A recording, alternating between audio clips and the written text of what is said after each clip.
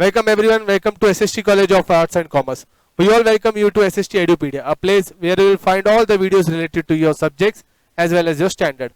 So, myself धीरज परवानी, मैं आपके जो लास्ट टाइम हम लोगों ने टॉपिक पढ़ा था दैट इज 11th साइंस का मैथ्स पेपर 2 का चैप्टर नंबर 1 कॉम्प्लेक्स नंबर और 11th कॉमर्स मैथ्स पेपर 1 का चैप्टर नंबर 3 कॉम्प्लेक्स नंबर. इसके ऑलरेडी 2 पार्ट हो चुके थे, तो this is the third part. So एक छोटा सा ब्रीफ रिवीजन करते हैं कि लास्ट लेक्चर हम लोगों ने क्या पढ़ा था और आज हम लोग क्या नया पढ़ने वाले. तो लास्ट लेक्चर जो बेसिक्स हमने पढ़ा था कि आई स्क्वायर की वैल्यू कितनी होती है -1. उसी के साथ हम लोगों ने लॉ ऑफ इंडाइसिस का एक बेसिक पढ़ा था कि अगर x raise to a the whole raise to b आया तो आंसर आता है मल्टीप्लाई होके x रेज टू ab. और -1 रेज टू अगर इवन होता है तो आंसर आता है 1.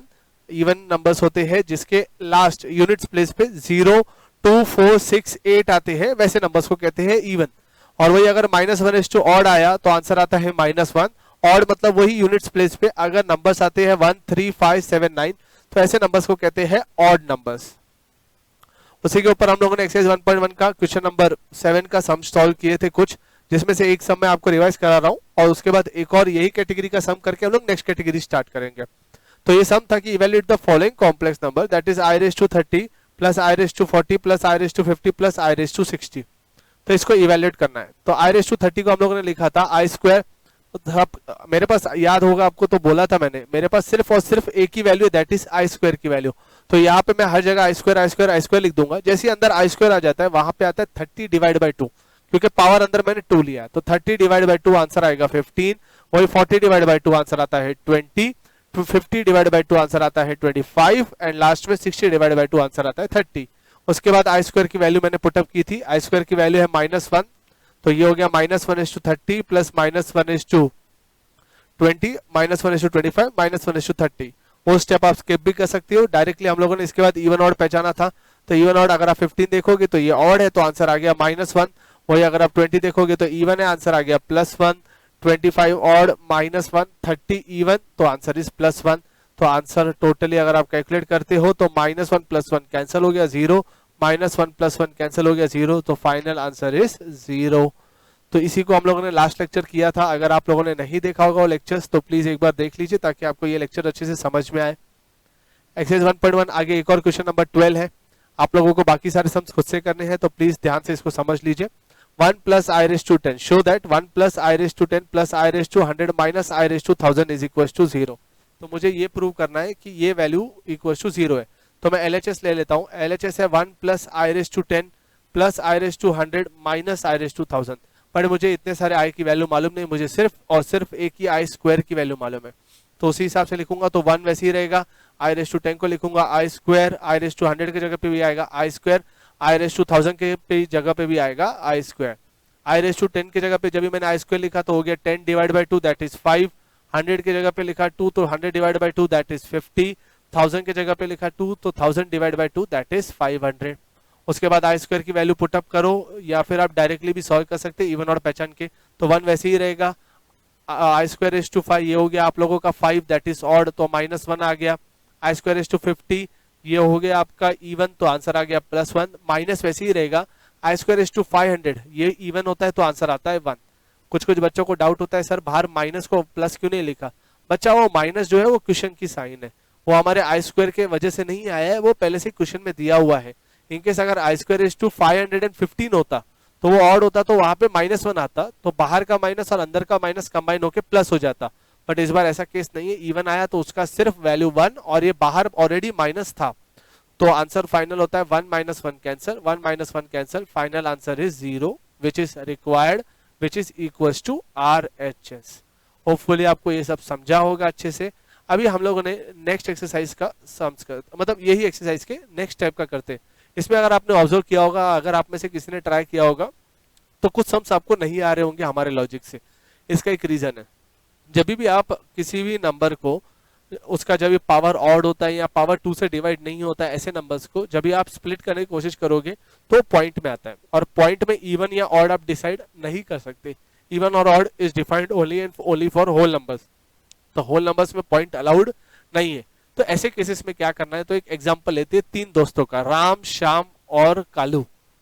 तो राम श्याम दोनों बहुत अच्छे दोस्त, तीनों बहुत अच्छे दोस्त है. कालू अभी आता है बर्थडे कालू का. तो कालू क्या करता है कि टोटल 5 चॉकलेट लेके आता है. अभी उसके दो ही दोस्त है, राम और श्याम।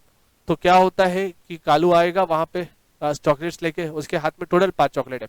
तो पहला चॉकलेट राम को देता है, तो श्याम बोलता है मुझे भी चाहिए, तो दूसरा चॉकलेट निकाल के श्याम को देता है।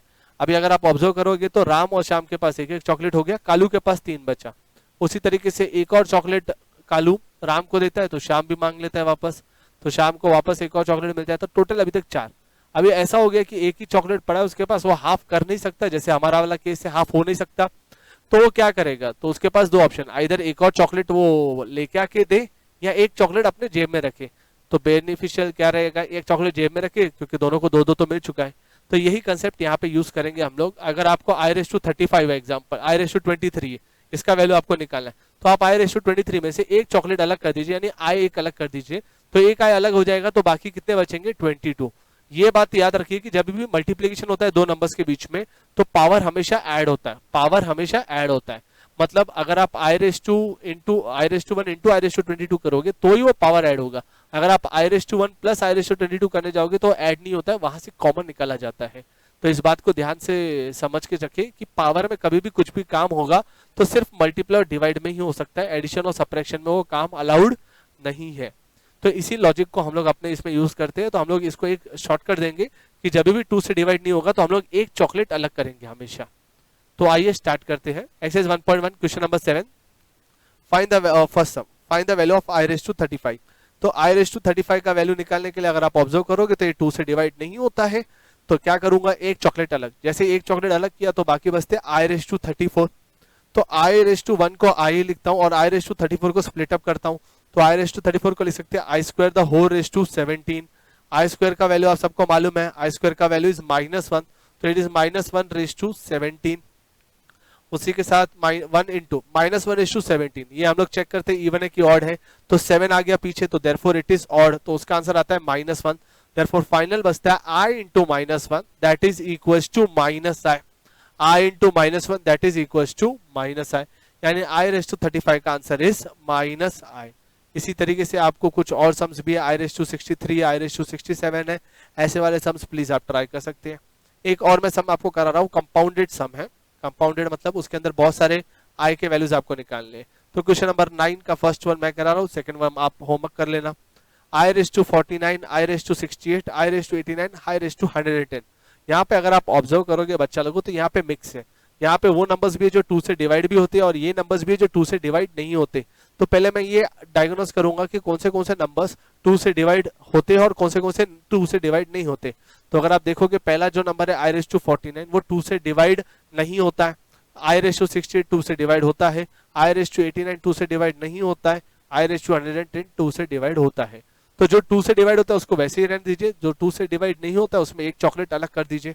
तो i⁵49 में एक चॉकलेट अलग करूंगा तो ये हो जाएगा i into i⁵48, i⁵68 divide होता है तो चॉकलेट अलग करने की आवश्यकता नहीं है। i⁵89 में चॉकलेट अलग करोगे तो i इंटू i⁵88, लास्ट में i⁵110 को वैसे ही लिखेंगे हम लोग, क्योंकि उसको 2 से डिवाइड किया जा सकता है। उसके बाद जैसे ही आप ये करते हो तो आप लोगों को 2 से डिवाइड करना है, यानी i² लाना है, तो हर जगह पे i² आ जाएगा। तो पहले वाले केस में आ जाएगा i into i², 48 divide by 2 is 24। Similarly i² 60 divide by 2 is 34, i into i² 88 divide by 2 is 44, i² 110 divide by 2 is 55।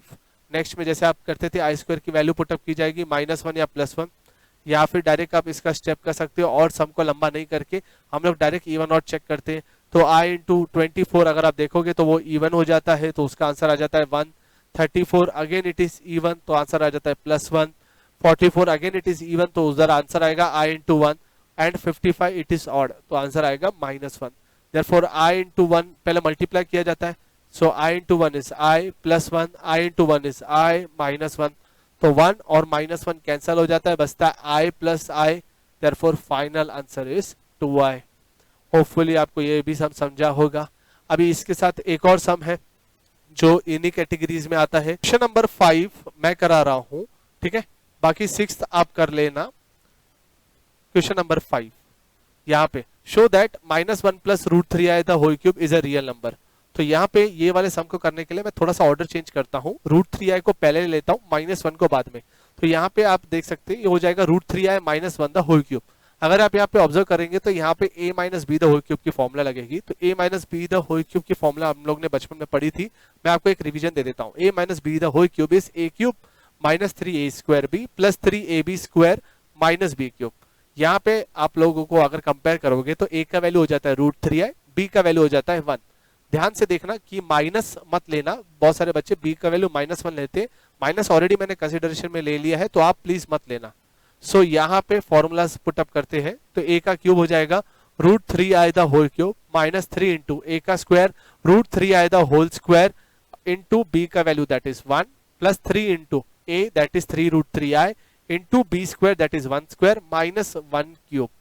So √3i का द होल क्यूब आ जाएगा। √3 का क्यूब कैसे निकालते हैं? √3 इंटू √3 इंटू √3, तो √3 इंटू √3 3 √3 आंसर आ जाएगा √3i cube minus 3 into √3 का square 9 i का square i square plus 3 into √3i minus 1। अभी यहाँ पे i क्यूब का वैल्यू क्या पुटअप करेंगे? तो i क्यूब का value i into I square, एक चॉकलेट डाला क्योंकि 2 से डिवाइड नहीं होता है 3, तो i स्क्वायर का वैल्यू -1, तो i क्यूब का वैल्यू आ जाएगा माइनस है, तो इसके लिए उसको लिख दूंगा माइनस 3√3i। आई स्क्वायर का वैल्यू मैं पुटअप कर रहा हूं तो ये हो जाएगा minus 3 into 3 that is 9, I square का वैल्यू -1 प्लस 3√3i माइनस 1। तो अगर आप इसको चेक करोगे तो माइनस 3√3i प्लस 3√3i दोनों कैंसिल हो जाते हैं, बचता है -9 इंटू -1 इज +9 एंड उसी के साथ आंसर आता है आगे -1, तो 9 माइनस 1 इज 8। सो आप देखोगे तो 8 is a real number, hence proved. इसके अंदर आई नहीं है तो therefore it is a real number. Hopefully आपको आज का लेक्चर सबको अच्छे से समझा होगा। हम आगे और ये चैप्टर को थोड़ा डिस्कस करेंगे और फिर हम लोग सेकंड एक्सरसाइज में मूव करेंगे। तो नेक्स्ट लेक्चर हम लोग फर्स्ट एक्सरसाइज को वाइंड अप करेंगे अच्छे से। इसके अंदर कुछ कंपैरिजन वाले सम्स है जहाँ पे इक्वल्स टू के प्रॉपर्टीज देके हम लोग कंपैरिजन करेंगे और उसके बाद हम लोग सेकंड एक्सरसाइज पे जाएंगे। होपफुली आपको ये सब समझा होगा। Thank you everyone for joining with SH2 एडुपीडिया।